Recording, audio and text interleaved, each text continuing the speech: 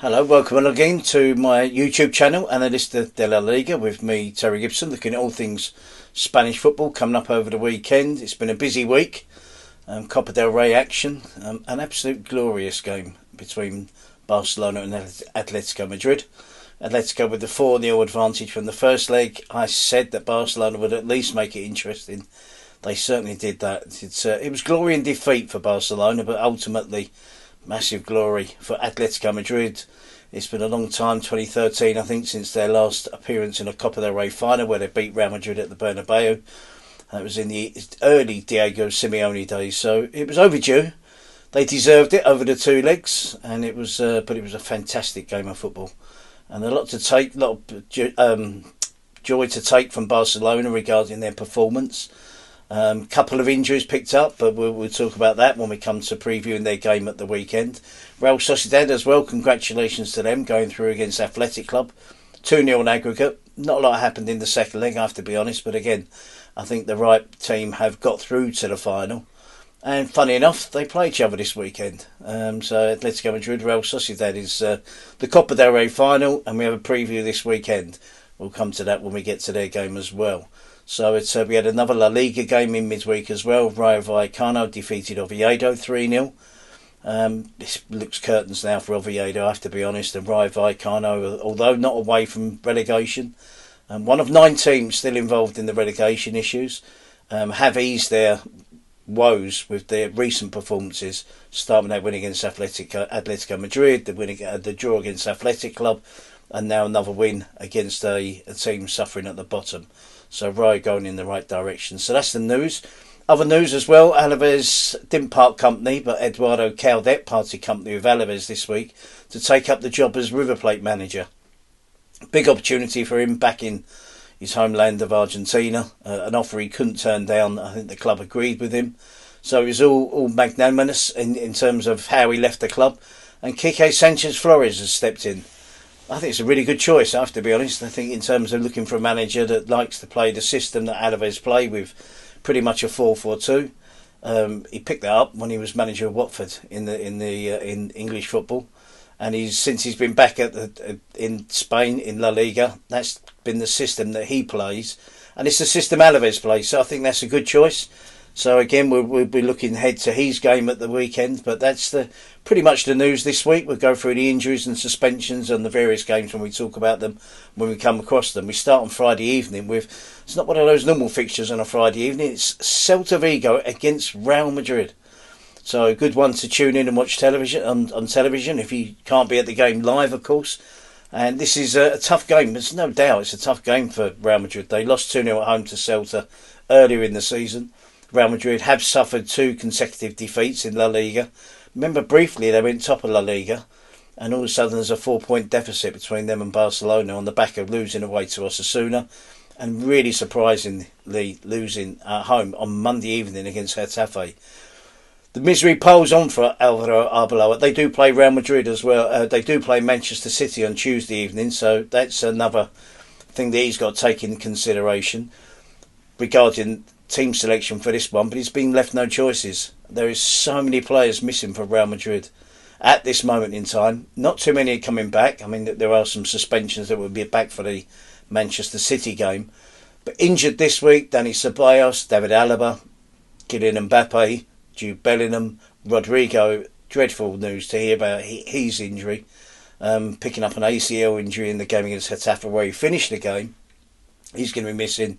Well, he's going to be missing for the rest of the season, and sadly for him, missing the World Cup as well. So that's a heavy blow. It's for him and the club, but for him I have a lot of sympathy for. It's been a tough period for him, and we now find out that he's been playing with a partial tear of his ACL since 2023.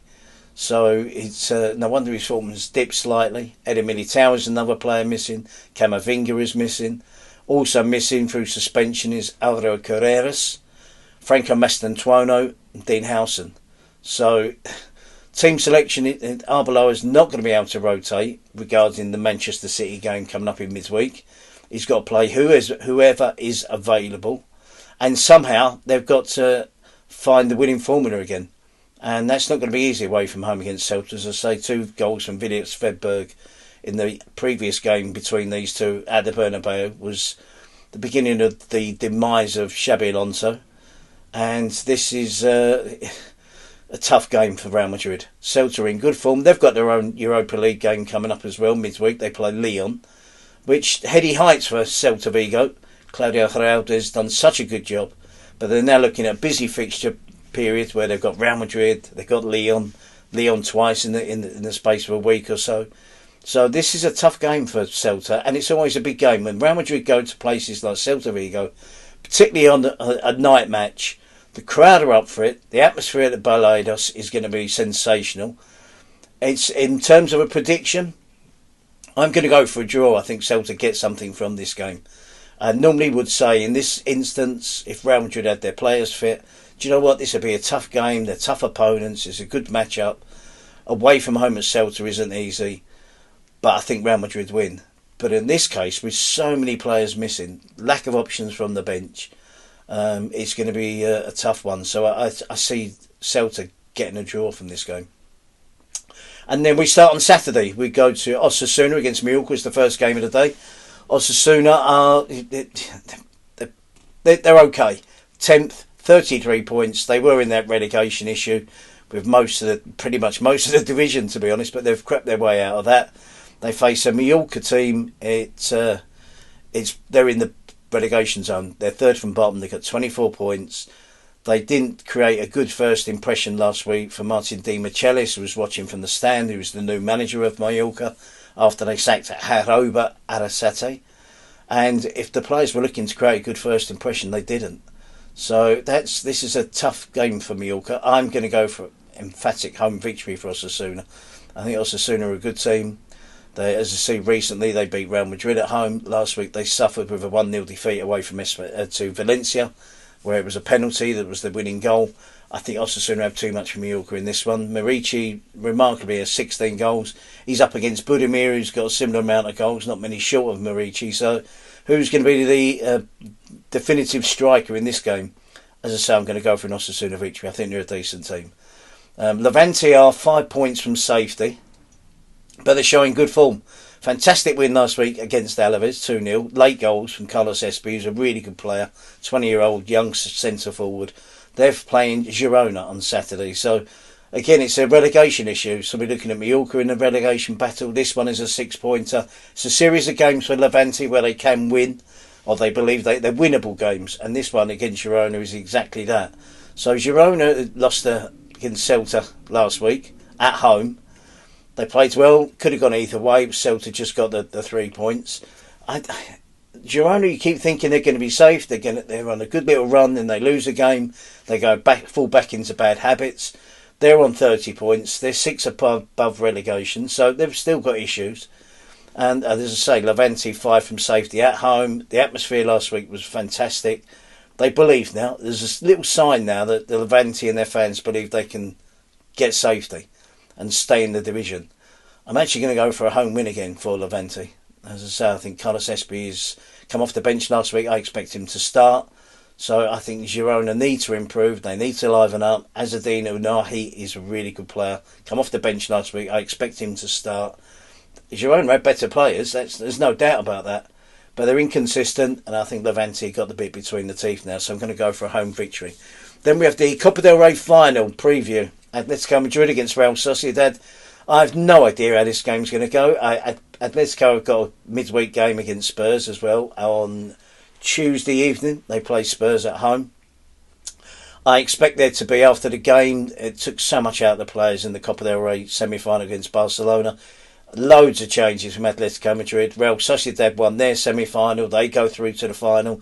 They don't have a midweek European match to contend with. But I still expect a few changes from Real Sociedad, from Pellegrini Matarazza. But I think this is a really tough one to call, because I don't know what the teams are going to be like after their exertions midweek in the Copa del Rey. And with Atleti playing Spurs on Tuesday. I'm probably just going to shade you Atletico Madrid. They've got such a strong squad. Even if they put out the reserve team, it's still going to be very talented. And I think they'll just have enough to defeat Real Sociedad. Then we come to the late game on Saturday evening, Athletic Club against Barcelona. Both teams lost semi-finals midweek. So I think Barcelona are top with 64. Well, I know Barcelona are top with 64 points, but I think they took a lot of positives from that defeat against Atletico Madrid. Lewandowski's going to be back after a fracture in an eye socket in the game the week before when they beat Villarreal. That was a surprise. He came as a sub, played the whole game. I remember the incident where he got a shoulder in the face, but he's going to play with a mask. Koundé and Baldo picked up injuries midweek. They're not going to be in the squad. Frankie de Jong is not going to be in the squad. He's out injured. Alvaro Cortés, a 20-year-old centre-back, is rumoured to be amongst the matchday squad. I don't think he'll start, but it'd be interesting to see another young player coming through at Barcelona. So Barcelona took a lot of glory from their game. Athletic Club didn't really do anything in the two legs against Real Sociedad that suggested they were unfortunate losers in the Copa del Rey semi-final. But now their focus has to turn to qualifying for Europe next season. They're 9th, 35 points. Need to score more goals. They're going to need to score goals against Barcelona because Barcelona will score goals.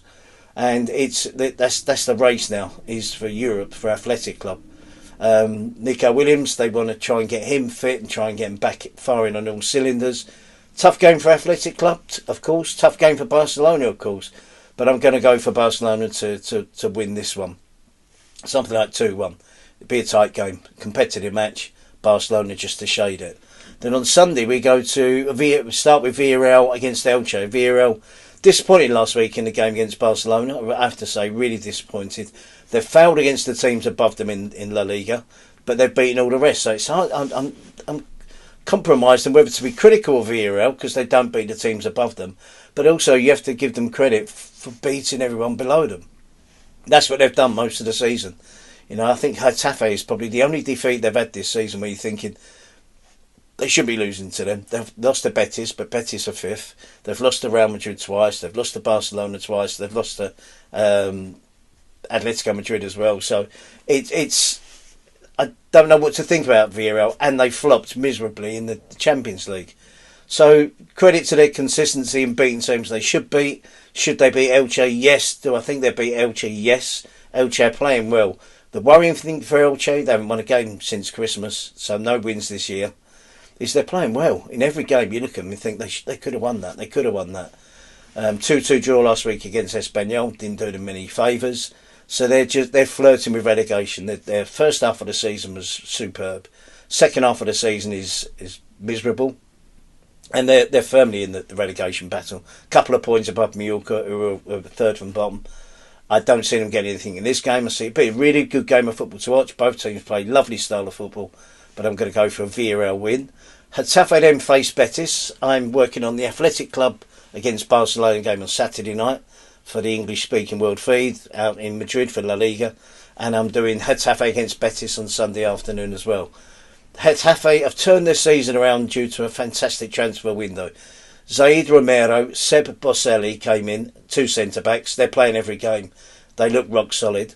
And the 2 players that came in up front, Luis Vasquez, and the goal scorer in that famous win for Getafe against Real Madrid on Monday, Martin Satriano, have transformed this team.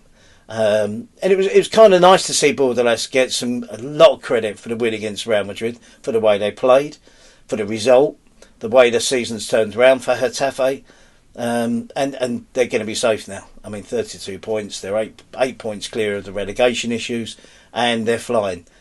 Do I think they get something against Betis? Yeah, I think they can. Betis disappointed last week because they were so good in the first half against Sevilla, 2-0 up. Couldn't see any other outcome apart from a Betis home victory, but Sevilla fought back fantastically well, and either team could have won it in the end. You know, Sevilla weren't content with the draw. They nearly got chances to win the game. So that was a blow for Betis last week. They're 43 points.